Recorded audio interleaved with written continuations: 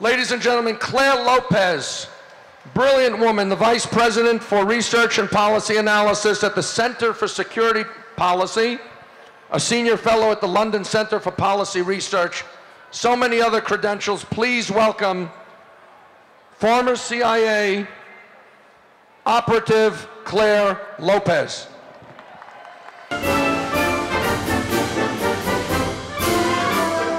Thank you so much. Thanks to all of you for coming out here tonight. It is so important that you are here to show your opposition to this dastardly deal.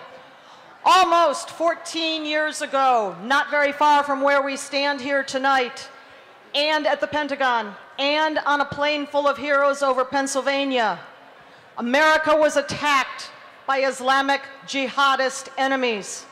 As you just heard Ace Lyons talk about, the authors of that attack were not just Al-Qaeda.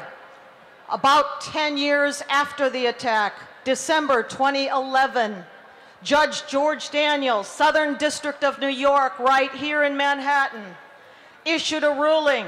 He said Iran is co-responsible, jointly responsible with Al-Qaeda and with Hezbollah for the attacks of 9/11. You didn't hear about that much, did you? Go to www.iran911case.com. Iran was never held responsible for those attacks, and nor was it held responsible for any of the others perpetrated against Americans, Israelis, and so many others over the years since that time.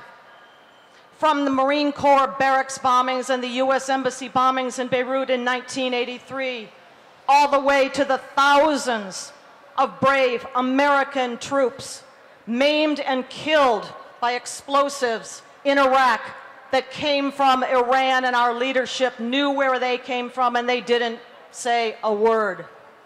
Is it any wonder that this Iranian regime feels itself invulnerable, untouchable?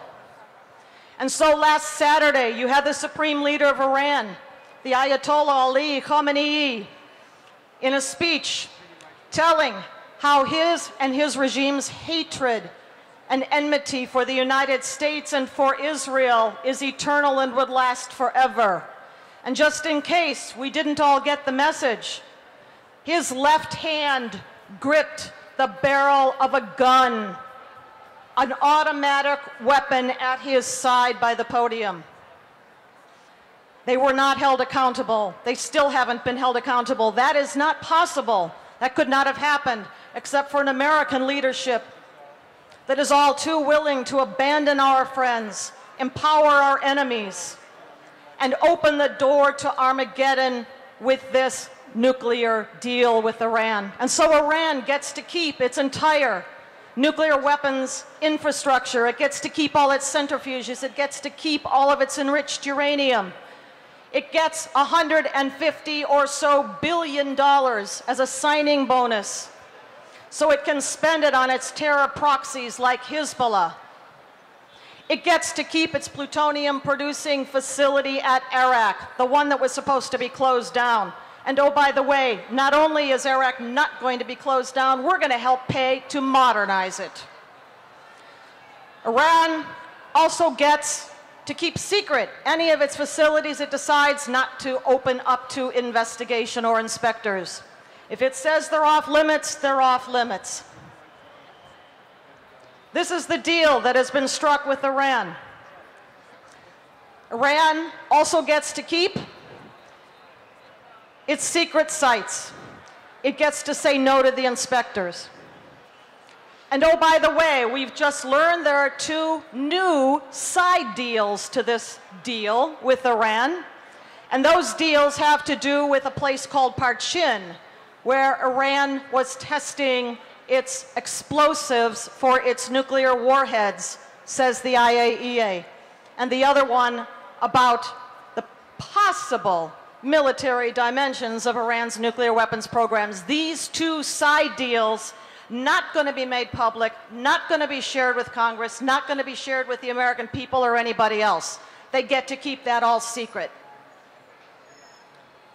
The last thing that Iran gets to keep, they're keeping 4 American citizens hostage. I want to say their names: Christian pastor Saeed Abedini, former Marine Amir Hekmati, the Washington Post Tehran bureau chief Jason Rezaian, and former FBI agent Robert Levinson.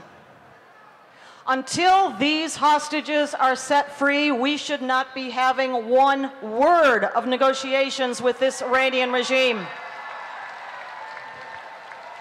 I'll leave you with a quote from Thomas Jefferson. He said, "If a nation expects to live with ignorance and freedom in a civilized state, what it expects has never been and never will be."